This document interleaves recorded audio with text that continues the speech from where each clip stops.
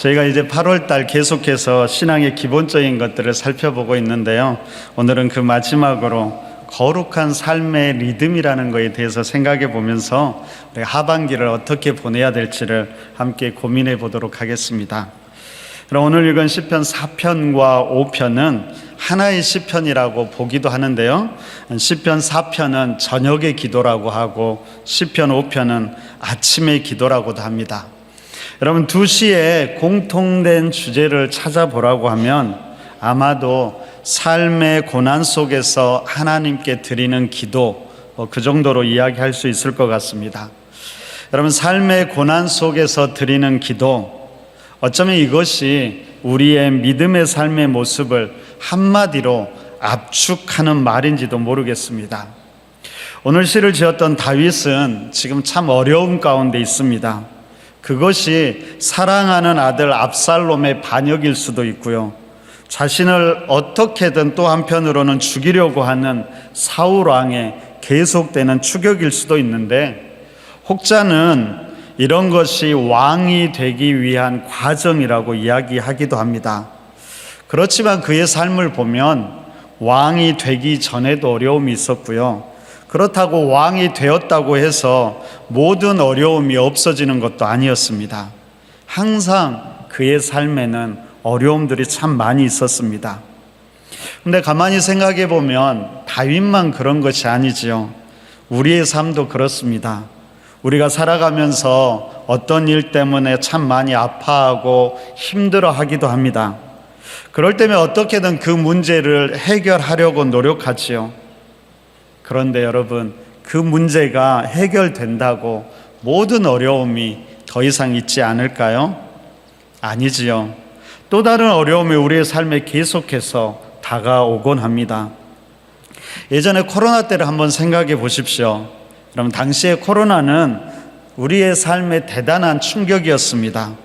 코로나가 우리의 일상을 전혀 다르게 바꾸어 가면서 우리를 참 힘들게 했지요.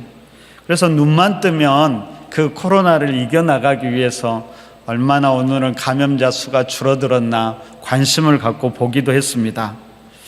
당시에는 코로나만 극복하면 모든 것이 괜찮아질 거라고 생각하고 어떻게든 그 어려움을 이겨나가려고 했죠.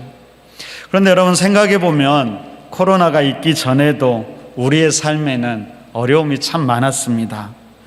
코로나가 끝난 지금은 어떨까요? 여러분, 많은 사람들이 지금도 코로나 때보다 어쩌면은 더 어렵고 힘들다고 이야기하시는 분들도 많이 있습니다. 이처럼 우리의 삶에 고난이 끊이지 않고 어쩌면 우리의 삶 자체가 고난인지도 모릅니다. 그럼 하나님과 참 친밀했던 위대한 기도의 사람 모세도 시편 90편에서 우리의 연수가 70이요 강건하면 80이라도 그 연수의 자랑은 수고와 슬픔뿐이라고 이야기하곤 합니다.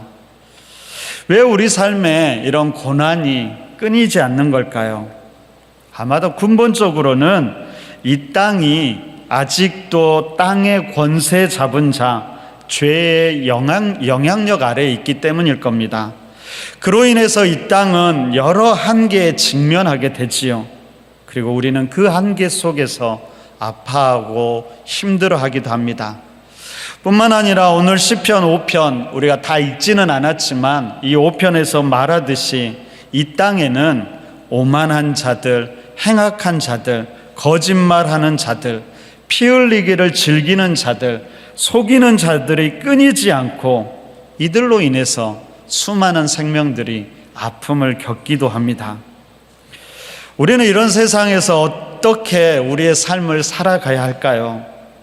이런 고난 속에서 그냥 아파하며 주저앉아서 울고 있어야 할까요? 아니면 세상과 똑같이, 아니 더 악하게 살아가면서 세상을 대항하고 이겨야 할까요? 그것도 아니면 그런 세상으로부터 분리돼서 그냥 우리들만의 세상을 만들어 가야 할까요? 오늘 시인은 이 시편을 통해서 결론적으로 우리에게 이렇게 고백하며 우리에게 권면합니다. 우리 5장 11절을 한 목소리로 한번 읽어보겠습니다. 함께 읽습니다. 자, 시작. 그러나 주께 피하는 모든 사람은 다 기뻐하며 주의 보호로 말미암아 영원히 기뻐 외치고 주의 이름을 사랑하는 자들은 주를 즐거워하리이다. 여러분, 시인은 고난이 끊이지 않는 세상에서 다른 삶의 방식을 취하는데 그것은 한마디로 주님께 피하는 것이었습니다. 피한다라는 말에서 우리는 어디론가 달려가는 그 모습을 상상할 수 있을 겁니다. 여러분, 이 땅을 살다가 힘들고 어려울 때 주님을 향해서 열심히 달려가는 모습이지요. 그런데 여러분, 이 단어를 좀 더 자세하게 보면 이 단어가 능동태 분사형으로 쓰이면서 계속적인 의미를 말하고 있습니다. 그러니까 위험이 있을 때마다, 고난을 겪을 때마다 주님께 달려가서 피하라는 말이죠. 근데 여러분, 한번 다르게 생각해 보면 시인이 계속해서 다시 주님께 달려가서 피해야 하는 상황에 놓이게 된 것은 아마도 그가 세상으로 끊임없이 다시 나갔기 때문일 겁니다. 주님께 피해서 회복과 기쁨을 누림으로 그곳에 계속 머물러 있는 것이 아니라 다시 악과 고난이 가득한 세상으로 돌아갔기에 그는 다시 그곳에서 아픔을 겪고 또 힘들어 해야 했다는 것이죠. 여러분, 이렇게 보면 그냥 계속 주님 안에 머물러 있는 것이 훨씬 더 낫겠다라는 생각이 들기도 합니다. 그런데 그것은 결코 주님이 원하시는 삶은 아니지요. 지난주에도 제가 말씀드렸듯이 여러분, 베드로가 변화산에서 주님의 영광을 볼 때를 다시 한번 생각해 보십시오. 신비한 영적 체험을 했던 베드로는 어느새 세상 일들은 다 잊고 영적으로 회복되었을 겁니다. 그래서 그곳에서 초막셋을 짓고 계속해서 그곳에 머물러 있고 싶었지요. 그냥 그곳이 너무나 좋았던 것입니다. 그런데 예수님께서는 조용히 다시 산을 내려와서 산 아래에서 귀신 들려 아파하는 아이를 치유했고 또 계속해서 종교 지도자들과 논쟁도 했습니다. 치열한 싸움을 세상 속에서 계속 싸워갔던 것이죠. 예수님은 제자들도 그러기를 바라셨습니다. 세상에서 또 고난당하고 아파할지라도 다시 악이 가득한 세상으로 들어가서 그곳에서 세상을 변화시켜 나가기를 바란 것이죠. 그러다가 또 어려움을 당하면 다시 주님께 달려와 다시 기쁨을 누리고 회복되면 다시 또 세상으로 나아가서 힘써 살아가고, 어쩌면 주님은 이런 삶이 우리의 매일의 삶에서 반복되기를 바라고 계신지도 모르겠습니다. 여러분, 5장 1절부터 3절을 우리가 다시 한번 읽어볼까요? 우리 함께 한번 읽어보겠습니다. 시편 5장 1절부터 3절입니다. 자, 시작. 여호와여, 나의 말에 귀를 기울이사 나의 심정을 헤아려 주소서. 나의 왕 나의 하나님이여, 내가 부르짖는 소리를 들으소서. 내가 주께 기도하나이다. 여호와여, 아침에 주께서 나의 소리를 들으시리니 아침에 내가 주께 기도하고 바라리이다. 여러분, 시인은 특별히 아침에 주께 기도하고 바란다라고 말하지요. 많은 시간 중에서 시인은 왜 아침에 특별히 기도했을까요? 시인이 아침형 인간, 새벽형 인간이었을까요? 여러분, 한참 새벽형 인간이라는 책이 유행할 때가 있었지요. 새벽 일찍이 일어나서 가장 중요한 일을 먼저 함으로 하루를 시작하는 사람이 성공한다라는 이야기입니다. 그래서 많은 사람들이 삶의 패턴을 바꾸어서 새벽형 인간으로 살아가기를 다짐하곤 했습니다. 한 자매가 있었다라고 해요. 어느 날 언니가 그 새벽형 인간이라는 책을 읽고 도전을 받았습니다. 그래서 자기도 새벽형 인간이 되기를 결단하면서 동생에게 이렇게 이야기합니다. 나도 내일부터 새벽형 인간이 되어 성공한 삶을 살아보겠다. 그래야 동생이 언니에게 한마디 했다라고 합니다. 언니야, 새벽형이 되기 전에 먼저 인간이 되어라. 인간이 돼. 왜 형제 자매들은 늘 서로에게 좋은 소리를 안 하는지, 그게 저의 미스테리입니다. 여러분, 새벽에 일찍이 일어나서 기도하는 것은 참 의미가 있습니다. 첫 시간을 드린다라는 의미도 있고요, 어쩌면 가장 일어나기 힘든 시간을 드린다는 헌신의 의미도 있을 겁니다. 또한 성경을 보면 새벽에 하나님이 도우시는 모습이 많이 나오지요. 그래서 새벽에 기도하는 것은 참 중요합니다. 개인적으로 우리 교회 새벽 예배가 더 부흥했으면 하는 바람이 있습니다. 이번 주에 첫날 기도회가 있잖아요. 한 달에 한 번이라도 우리가 함께 했으면 좋겠습니다. 그런데 여러분, 분명히 새벽이 힘든 사람들도 있습니다. 괜히 객기 부려서 새벽에 일어났다가 오히려 하루를 망치는 사람들도 있죠. 그래서 나중에는 새벽형 인간에 반대하면서 저녁형 인간이라는 책이 나오기도 합니다. 바로 앞에 있는 시편 4편도 저녁 시편이지요. 그는 저녁에 기도하고 하나님께 맡김을 통해서 나를 안전하게 살게 하시는 이는 여호와라고 고백하면서 평안히 눕고 잠자리에 든다라고 고백합니다. 분명히 우리의 저녁 시간도 새벽 시간도 다 소중합니다. 그런데 여러분, 우리가 삶의 리듬을 생각할 때 하루를 언제 그리고 어떻게 시작하느냐는 참 중요한 문제입니다. 여러분, 현대인들은 당연하게 아침에 하루를 시작하고 낮에 열심히 일하고 저녁에 잠이 들지요. 여러분, 밤에 잠이라는 쉼을 통해서 지쳤던 몸을 회복하고 다음날 다시 일어나 새로운 하루를 시작합니다. 이것이 보통 현대인들이 갖는 삶의 리듬이지요. 그런데 유대인들은 조금은 다른 삶의 리듬을 가지고 있다고 합니다. 그것은 바로 하루의 시작을 저녁에 시작하는 것입니다. 여러분, 왜 그들은 저녁에 시작할까요? 그것이 바로 창조의 흐름이고 하나님이 본래 의도하신 바라고 믿었기 때문입니다. 하나님께서 혼돈 속에서 질서를 잡으시고 어둠 속에 빛을 만드시고 세상을 창조하셨습니다. 그래서 하루의 시작은 어둠에서부터 시작한다라고 생각합니다.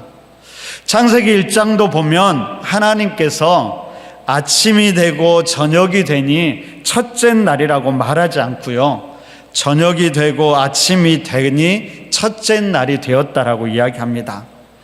밤, 낮이라고 이야기하죠. 밤이 먼저이고 낮이 그 다음이라는 말입니다. 여러분, 구속사도 우리가 생각해 보면 그렇습니다. 이 땅에서 인간의 삶은 먼저 죄와 어둠 속에 있는 겁니다. 하지만 하나님이 거기에서 일하셨지요. 그리고 우리는 그 하나님의 일하심을 통해서 은혜와 빛과 구원의 아침을 맞이하게 되는 것입니다. 그래서 유대인들은 보통 하루를 저녁 6시에 시작해서 다음 날 해질녘까지를 하루라고 이야기합니다. 여러분, 저녁에 하루를 시작하는 것은 아침에 하루를 시작하는 것과는 다른 삶의 리듬을 갖습니다. 여러분, 아침에 일어나서 하루를 열심히 보내다 보면 지쳐서 하루를 마감하고 잠에 들고 자면서 지친 몸을 회복하는 것이 아니라 먼저 잠을 자는 것으로 하루를 시작하는 것이지요. 그리고 날이 밝으면 깨어 일어나 그때부터 일하기 시작합니다. 그러니까 깨고 자고 깨고 자고가 아니라 자고 깨고 자고 깨고가 하루의 리듬이 된다라는 거예요. 여러분, 신학적으로 볼 때 우리가 잠드는 저녁 시간은 하나님이 일하는 시간이라고 이야기하고요, 아침은 우리가 일어나서 일을 시작하는 시간으로 보기도 합니다. 그러니까 먼저 아침을 맞이하는 사람들은 철저히 나 중심의 삶을 살아가게 되는 것이죠. 내가 일하고 내가 쉼을 갖습니다. 이때 하나님은 어떤 존재가 될까요? 그것은 내가 더 일을 잘할 수 있도록 도와주는 존재가 되는 것이죠.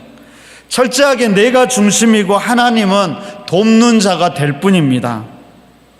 그렇다면 우리가 먼저 잠을 자는 것으로 하루를 시작한다는 것은 어떤 의미가 있을까요?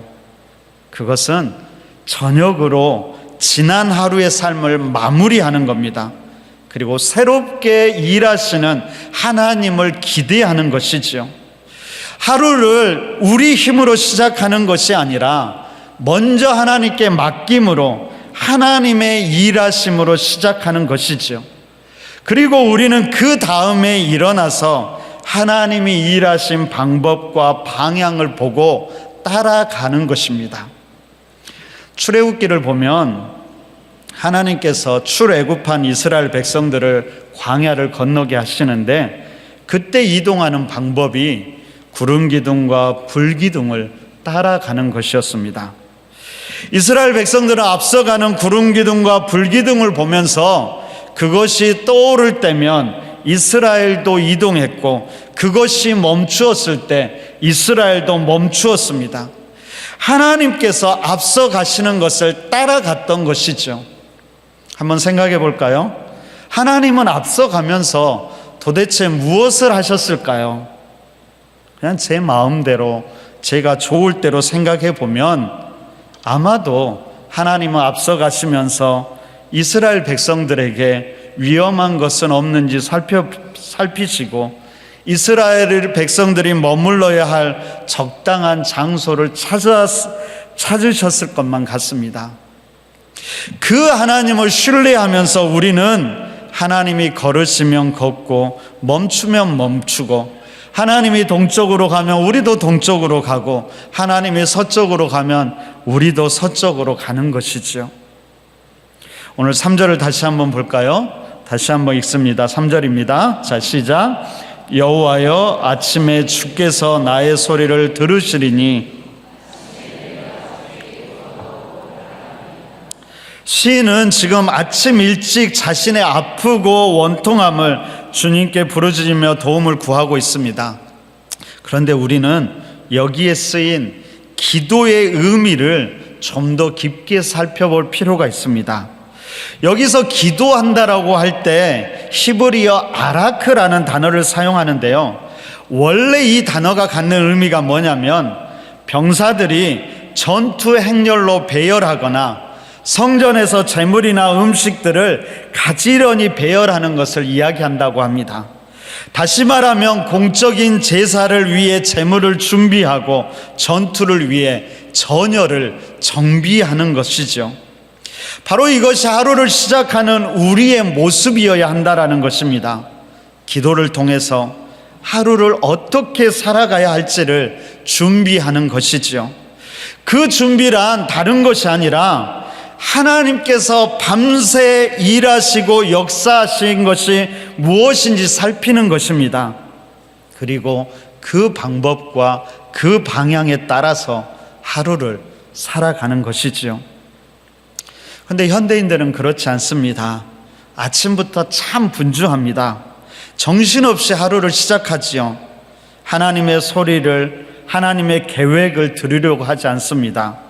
하루 종일 그냥 자신에게 주어진 삶을 정신없이 살다가 저녁이 되면 지쳐서 쓰러지듯 잠이 들지요. 그런데 잠이 들면서도 편하지가 않습니다. 그래서 꿈속에서도 못다한 일, 끝내지 못한 일을 하는 사람들이 많이 있다라고 합니다. 그러면서 잠도 제대로 못 자지요. 그리고 다음날 겨우겨우 일어나서 또 정신없이 하루를 살아갑니다. 이렇게 열심히 살아가다 보면 열심히 산 것 같은데 도대체 무엇을 위해 어떻게 사는 건지도 모른 채 그냥 하루하루 살아가게 되는 것이지요. 여러분, 우리에게 우선되어야 될 것은 무엇일까요? 여러분, 그것은 열심히 사는 것이 아닙니다. 그 이전에 하나님과의 관계를 통해 하나님께 맡기고 그 안에 안식하면서 그분의 일하심을 보는 것이지요. 그런 다음에 우리도 그 하나님의 방법과 방향을 따라 힘써 일해야만 하는 것입니다. 그렇게 했음에도 불구하고 다 이루지 못한 것들, 내가 어찌할 수 없는 것이 있다라면 저녁에 그냥 하나님께 다 맡기고 평안히 잠을 자는 것, 그것이 우리의 하루의 삶의 리듬이 되어야 합니다. 그리고 그때 우리의 삶은 하나님의 방법으로 하나님의 뜻을 이루어 가게 될 것입니다. 여러분, 그러면 하루의 삶이 아니라 한 주간의 우리의 삶은 어떠해야 할까요? 오늘 시인은 이렇게 이야기합니다. 우리 7절 마지막으로 한 번 더 읽습니다. 7절 함께 읽습니다. 자, 시작. 오직 나는 주의 풍성한 사랑을 힘입어 주의 집에 들어가 주를 경외함으로 성전을 향하여 예배하리이다. 주의 집에 들어가 주를 경외함으로 예배하며 주의 풍성한 사랑을 경험하는 것이죠. 물론 일주일의 패턴 또한 하루의 패턴과 같아야 할 것입니다. 먼저 일하고 주님께 예배하는 것이 아니고 먼저 예배하고 한 주간의 삶을 살아가는 것입니다. 여러분, 하나님께서 6일 동안 세상을 창조하셨습니다. 물론 이 6일이라는 시간이 우리의 시간의 개념과는 분명히 다를 겁니다. 어찌됐든 세상을 그렇게 다 창조하시고 마지막 날에 사람을 만드시지요. 그리고 7째 날에 무엇을 했을까요? 하나님께서 안식하셨지요. 여러분, 이 안식은 하나님께서 세상을 창조하시느라 힘들어서 쉬는 안식이 아니었습니다. 바로 인간을 위한 것이었죠. 인간이 먼저 안식하고 세상의 일을 시작하라는 의미가 거기에 담겨 있습니다. 그래서 이 안식은 단순히 쉬는 것이 아니라 하나님과 관계 맺음이고 한 주간의 삶을 준비하는 것이 되는 것입니다. 다시 말하면 우리는 안식을 통해 하나님과 관계를 맺고 그 안에서 하나님의 뜻과 방향을 깨닫게 되는 것이지요. 그리고 그 뜻대로 한 주간의 삶을 세상에서 힘있게 살아가는 것입니다.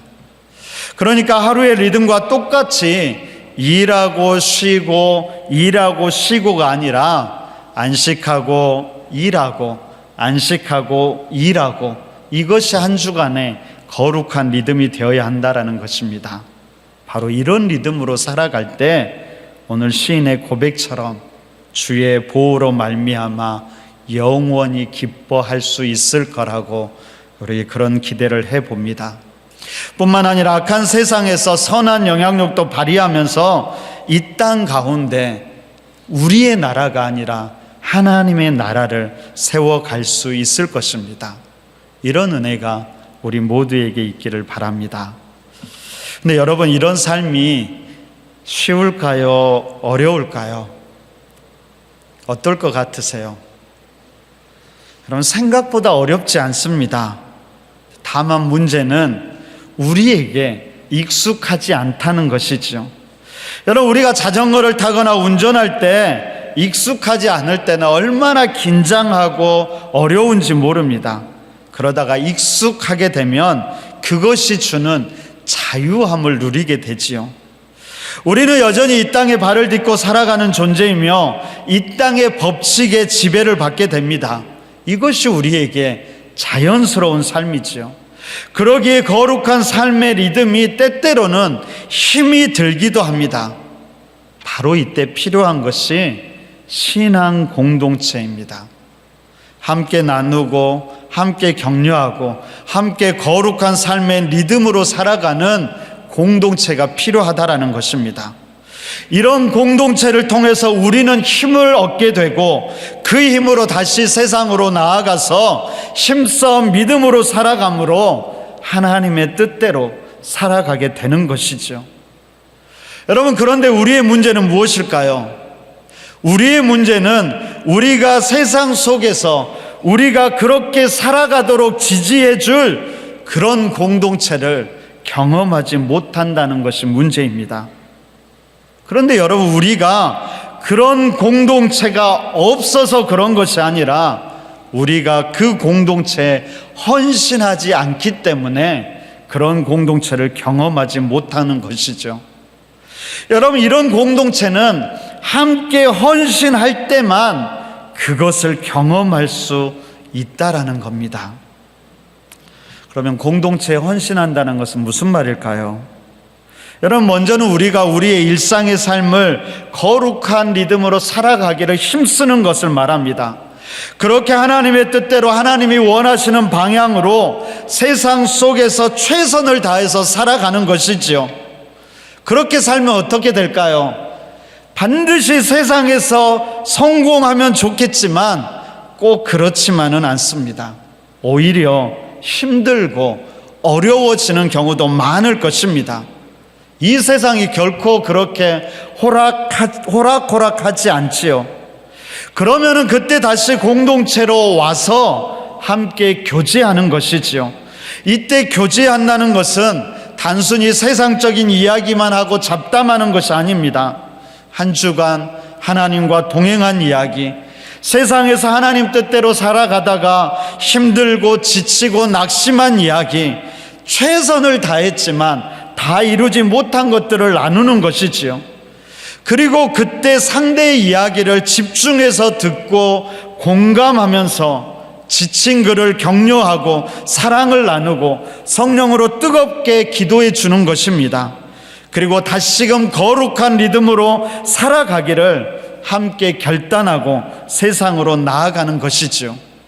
그렇게 세상에서 열심히 하나님의 뜻대로 살아가고 그러다가 또 지치면 또 공동체로 나와서 함께 예배하고 교제하고 회복됨으로 힘을 얻고 그 과정을 끊임없이 반복하는 것, 이것이 바로 공동체를 향한 헌신입니다.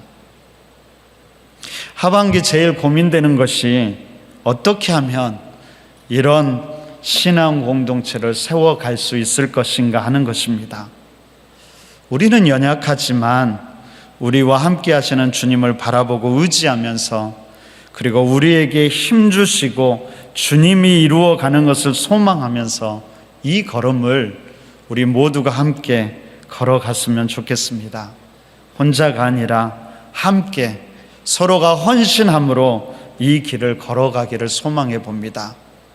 여러분, 물론 그럼에도 우리 삶에 여전히 어려움은 많이 있을 겁니다. 하지만 우리가 이런 거룩한 리듬을 회복하기 위해 함께하는 공동체가 되는 것을 포기하지 않았으면 좋겠습니다. 그런 우리와 우리 공동체를 통해서 여러분, 이 땅도 다시 풍성한 은혜로 가득하기를 소망해 봅니다. 그 소망이 9월을 맞이하는 우리에게 다시 풍성이 넘쳐났으면 좋겠습니다. 그 소망으로 우리 마지막으로 빌립보서 1장 6절을 말씀을 함께 읽고 말씀을 마무리하도록 하겠습니다. 우리 빌립보서 1장 6절 함께 읽습니다. 자, 시작.